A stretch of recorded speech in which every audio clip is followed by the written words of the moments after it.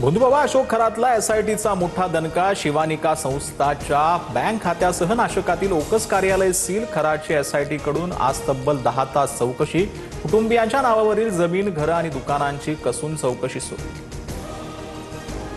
भोंदूबाबा अशोक खरातवर आणखीन एक गुन्हा दाखल। नरबळी आणि अंधश्रद्धा निर्मूलन कायद्याअंतर्गत कारवाई। भोंदू खरात विरोधात आतापर्यंत 8 गुन्हे दाखल। भोंदूबाबा खरातला नाशिक प्रशासनाकडूनच बंदुकीचा परवाना। खराच्या फार्म हाऊसवरून 21 काडतुस जप्त। त्यानं 5 काडतुस कशासाठी वापरली याचा तपास सुरू। राष्ट्रवादीच्या देवगिरीवरील बैठकीमध्ये चाकणकरांच्या राजीनाम्यावर वरिष्ठांचं एकमत। रुपाली चाकणकरांच्या वर्तणुकीमुळे पक्षाला डाग लागला। बैठकीत आमदारांचा आक्रमक पवित्रा। मातोश्रीच्या मॅडमच्या आग्रहाखातर खरातला पाण्याची जोडणी यही तो नाही, ताज का राज। शीतल मात्रेंकडून सवाल उपस्थित। तर रॅलीतला तो ओरिजिनल व्हिडिओ सापडला का? बात निकलेगी तो और दूर तक जाएगी। सुषमा अंधारेंची खोचक टीका। वसईच्या भोंदूबाबांकडून पुण्यातील 35 वर्षीय महिलेवर अत्याचार। भोंदूबाबा ऋषिकेश वैद्य विरोधात मणिकपूर पोलीस ठाण्यामध्ये बलात्काराचा गुन्हा दाखल। तपासासाठी प्रकरण पुण्याच्या मांजरी पोलिसांकडे वर्ग।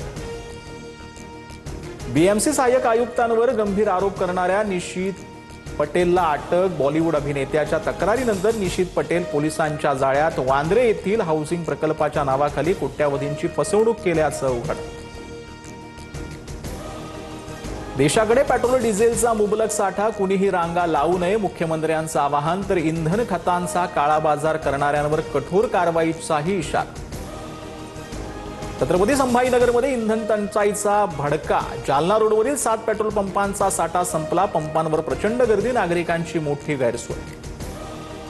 पेट्रोलियम कंपन्यांकडून दुपारनंतर बुकिंगला ब्रेक। दुपारी 3 वाजेच्या आधी पैसे भरल्यावरच डीलर्सना पेट्रोल मिळणार। तर अनेक राज्यांमध्ये इंधनांवर लिमिट। दुचाकीला 200 तर 4 चाकीला 2000 रुपयांचं इंधन मिळणार। आखाती देशातील युद्धावर पंतप्रधान मोदींसह सर्व राज्यांच्या मुख्यमंत्र्यांशी संवाद साधणार। उद्या संध्याकाळी 6:30 वाजता व्हिडिओ कॉन्फरन्सिंगद्वारे चर्चा। निवडणूक असलेल्या राज्यांचे मुख्यमंत्री बैठकीला मुकणार। गालबोट, अज्ञात समाजकंटकांकडून मिरवणुकीवर दगडफेक। पोलीस कर्मचाऱ्यासह 3 जखमी। अज्ञातांविरोधात गुन्हा दाखल। परिसरात तणाव।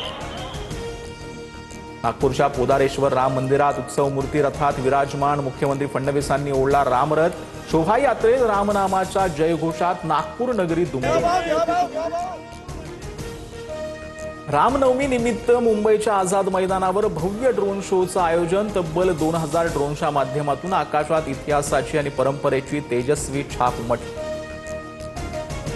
पुढील 48 तास धोक्याचे। हवामान विभागाकडून वादळी वाऱ्यासह पावसाचा इशारा। मराठवाडा, मध्य महाराष्ट्र आणि विदर्भातील सीमावर्ती भागांमध्ये पावसाची शक्यता। शेतकऱ्यांना काढणीला आलेल्या पिकांची काळजी घेण्याचं आवाहन।